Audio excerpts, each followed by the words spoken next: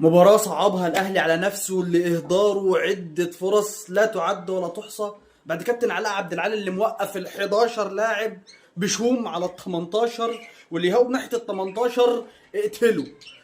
ما تفهمش فيه ايه. كوكا لا يصلح للعب في الأهلي، يعني نشوف له إعارة أو بيع نهائي.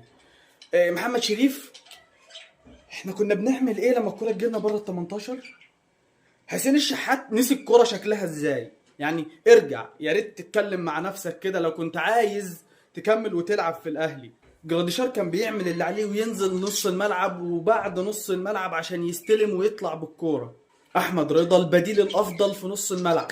زيزو وتريزيجيه الاتنين ما كانوش في يومهم النهارده. الكلين شيت الاول للنادي الاهلي بعودة القائد محمد الشناوي.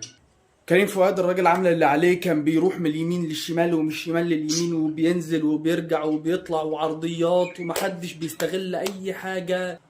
وفي النهاية هارد لك للنادي الاهلي والجماهير وخسارة نقطتين مهمين في مشوار الدوري.